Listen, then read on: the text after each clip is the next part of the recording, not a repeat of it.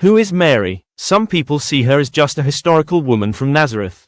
Others keep her image in their homes, pray her rosary every day, and call her mother. But who is she really? And why should you care? Whether you're Catholic, curious, or somewhere in between, stay with me, because the answer to that question might just change how you see everything.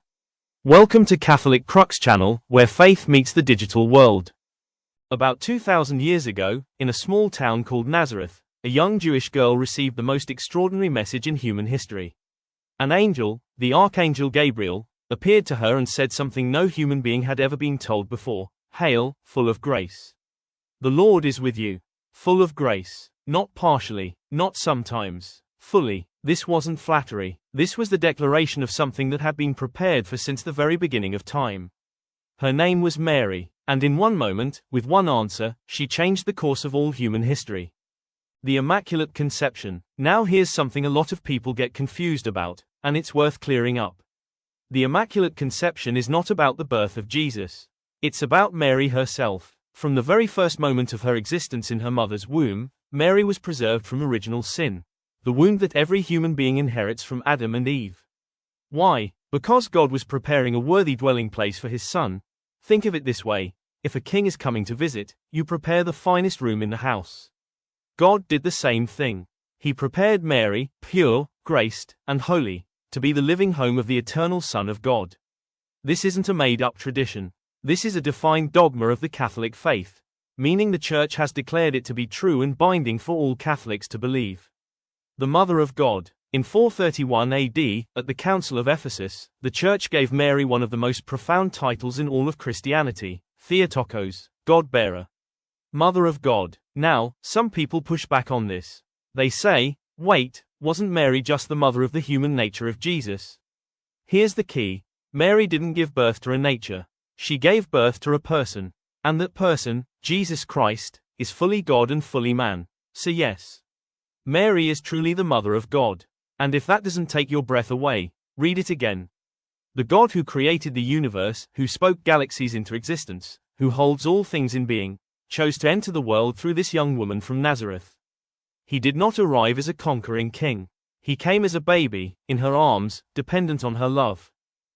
The second Eve. There's a powerful parallel that the early church fathers noticed very early on. Eve, the first woman, was given a choice. God gave her free will, and she said no to God's plan and yes to sin. Mary, the second woman, was also given a choice, and she said yes. She said, "Behold, I am the handmaid of the Lord. May it be done to me according to your word." Luke chapter 1 verse 38. That single yes, that act of faith and surrender, undid what the first no had broken. Through Eve, sin entered the world. Through Mary, the Savior entered the world. She is the new Eve. And that title goes all the way back to Saint Justin Martyr and Saint Irenaeus, in the 2nd century. This is not a medieval invention. It is ancient, apostolic faith. Our Mother. Now here's the moment that seals it all. Jesus is dying on the cross. He looks down and sees his mother. He sees John, the beloved disciple. And he says, "Woman, behold, your son. Behold, your mother." John chapter 19 verse 26 to 27. The Church has always understood this moment as something far greater than a son making arrangements for his grieving mother. In that moment, Jesus gave Mary to all of us.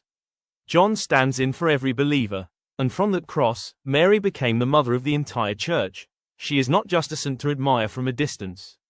She is your mother, and like any good mother, she intercedes. She prays for her children. She brings them to her son. At the wedding at Cana, she told the servants, "Do whatever he tells you." John chapter 2 verse 5. That is still what she says to every soul. The Assumption and her glory. Mary's story doesn't end at the foot of the cross or in the upper room at Pentecost. The Catholic Church teaches, as a defined dogma, that at the end of her earthly life, Mary was taken up, body and soul, into heaven. This is the Assumption of Mary, defined by Pope Pius XII in 1950. Why does this matter? Because her Assumption is a preview of what awaits all of us. It is the sign of what God intends for the human body. Not destruction, but glory. She is already where we are going, and she is praying for us to get there. Who is Mary? She is the Immaculate Conception, the Mother of God, the second Eve, our Mother. She is not a rival to Jesus. She is the fastest path to him. If you want to know Jesus more deeply, go to his mother. If you want to understand the church, go to her mother. If you want to understand what it means to say yes to God, look at Mary. As she herself said in the Magnificat, "My soul proclaims the greatness of the Lord, my spirit rejoices in God my Savior." Luke chapter 1 verses 46 to 47. If this video helped you, hit that like button, share it with someone who needs to hear this, and subscribe for more content that goes deep into the Catholic faith. Drop a comment below. What does Mary mean to you? God bless you, and may Our Lady intercede for you today.